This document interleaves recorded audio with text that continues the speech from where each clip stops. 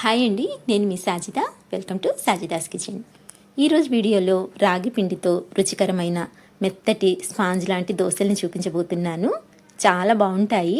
వీటిని మార్నింగ్ బ్రేక్ఫాస్ట్లోకైనా లేదా నైట్ డిన్నర్లోకైనా అప్పటికప్పుడు చేసేసుకోవచ్చండి. అలాగే ఇందులోకి ఎలాంటి చట్నీ కానీ కర్రీ కానీ అవసరం లేదనమాట. ఇలాగే తినేయచ్చు. మీరు కూడా ట్రై చేసి చూడండి. పిల్లల నుంచి పెద్దవాళ్ళ వరకు అందరూ ఇష్టంగా తింటారండి. దూదిలాగా మెత్తగా కొంచెం ఘాటుగా చాలా రుచిగా ఉంటాయి. ఒకటి తిన్నారనుకోండి ఇంకొకటి తినాలనిపిస్తుంది అనమాట. అంత బాగుంటాయి. మరి తప్పకుండా ట్రై చేయండి. వీడియోని అయితే స్కిప్ చేయకుండా చూడండి. వీడియో నచ్చితే మాత్రం చిన్న లైక్ ఇవ్వండి ఫ్రెండ్స్. మరి ఇప్పుడు లేట్ చేయకుండా ఎలా తయారు చేసుకోవాలో చూసేద్దాం. వీటిని ప్రిపేర్ చేయడానికి ఫస్ట్ మిక్సర్ జార్ని తీసుకొని ఇందులోకి 1 కప్పు వరకు రాగి పిండిని తీసుకోండి. నెక్స్ట్ వచ్చేసి సేమ్ కప్పుతో 1 కప్పు వరకు బొంబాయి రవ్వ వేసుకోండి. అదేనండి ఉప్మా రవ్వ. అలాగే సేమ్ కప్పుతో 1 కప్పు వరకు పెరుగు వేసుకోండి. తర్వాత సేమ్ కప్పుతో 1 కప్పు వరకు నీళ్ళని వేసుకోండి. ఇలా మెజర్ చేసుకోవటానికి కప్పు కానివ్వండి లేదా గ్లాస్ కానివ్వండి సెట్ చేసి పెట్టుకోండి. ఇప్పుడైతే ఇవన్నీ బాగా కలిసేలా స్పూన్తో ఇలా చక్కగా కలిపేసుకోవాలి. ఇలా కలుపుకున్న తర్వాత మూత పెట్టేసి మెత్తగా మిక్సీ పట్టుకొని తీసుకోవాలి. చూడండి, ఈ విధంగా ఫైన్గా గ్రైండ్ చేసుకోవాలండి. ఇలా గ్రైండ్ చేసుకున్న ఈ బ్యాటర్ని వేరొక బౌల్లోకి ట్రాన్స్ఫర్ చేసుకుందాము. మొత్తం అంతా వేసుకున్న తర్వాత జార్లో కొద్దిగా నీళ్ళని వేసి జార్ కడిగి ఆ నీళ్ళని కూడా ఇందులోకి వేసేయండి. జస్ట్ లైట్గా కొద్దిగా వేసుకోండి, ఎక్కువ వేయొద్దండి. మనం ఇక్కడ వేసిన నీళ్ళే సరిపోతాయన్నమాట. ఇంకా ఎక్స్ట్రా నీళ్ళు ఏమీ వేయాల్సిన పని లేదు. మనకు పిండి అనేది ఈ కన్సిస్టెన్సీలో ఉండాలన్నమాట.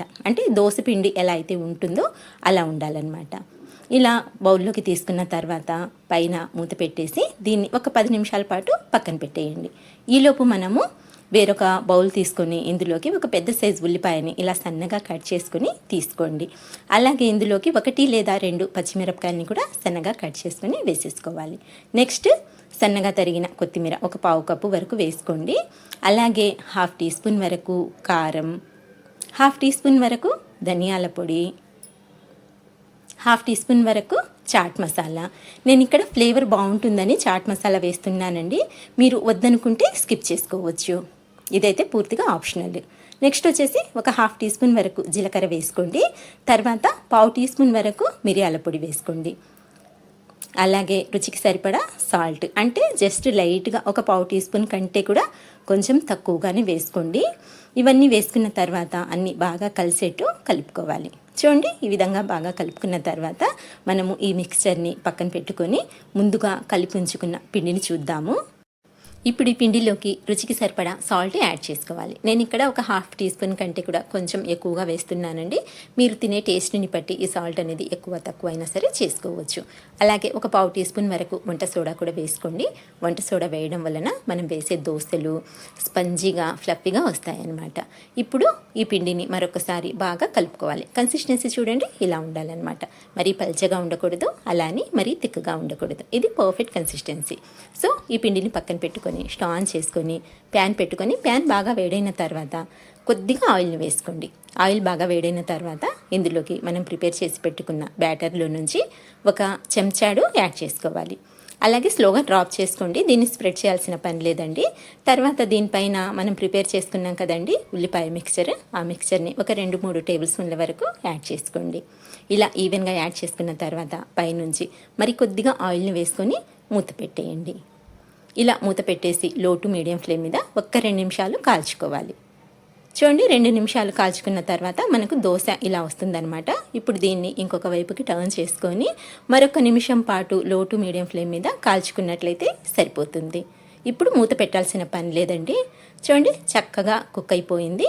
ఇప్పుడు దీన్ని అయితే పక్కకు తీసుకొని అలాగే మిగతా దోశ వేసే ముందు అలాగే వేయకుండా ఇలా ప్యాన్ అయితే టిష్యూతో నీట్గా క్లీన్ చేసేయండి.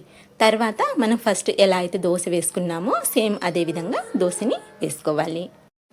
ఇలా దోశల్ని మరీ పల్చగా కాకుండా కొంచెం మందంగా వేసుకున్నట్లయితే దోశలు మెత్తగా చాలా బాగుంటాయండి. అండ్ అలాగే ఇందులోకి ఎలాంటి చట్నీ కూడా అవసరం లేదనమాట. దీనిపైన మనం ఇలా స్టఫింగ్ని వేస్తున్నాం కదండి, సో ఆ టేస్టే సరిపోతుంది. ఇలాగే మిగతా దోశల్ని కూడా ప్రిపేర్ చేసి తీసుకోవాలన్నమాట. చూడండి, చూడ్డానికి కూడా బాగుంటుంది. అలాగే టేస్ట్ అయితే అసలు ఈ దోశ ఫ్రై అవుతుంటేనే మనకు ఆ వాసన అనేది ఘుమఘుమలాడుతుందనమాట. టేస్ట్ కూడా అంతే బాగుంటుందండి. ఇదే విధంగా మిగతా వాటిని కూడా ప్రిపేర్ చేసి తీసేసుకోండి. అంతేనండి, చాలా సింపుల్ కదా. సో లేట్ చేయకుండా మీరు కూడా తప్పకుండా ట్రై చేసేయండి. అందరూ ఇష్టంగా తింటారండి, చాలా బాగుంటుంది అండ్ అలాగే చాలా హెల్దీ కూడా. సో ఫ్రెండ్స్, ఇదండి ఇవాల్టి వీడియో. నచ్చినట్లయితే ప్లీజ్ లైక్ చేయండి, అలాగే మీ రిలేటివ్స్కి కూడా షేర్ చేయండి. ఒకవేళ మన ఛానల్ని ఫస్ట్ టైం చూస్తున్నట్లయితే మర్చిపోకుండా సబ్స్క్రైబ్ చేసుకోండి. ఇంకొక మంచి రెసిపీతో మళ్ళీ కలుస్తానండి. అంతవరకు బాయ్ అండి. Thank you for watching.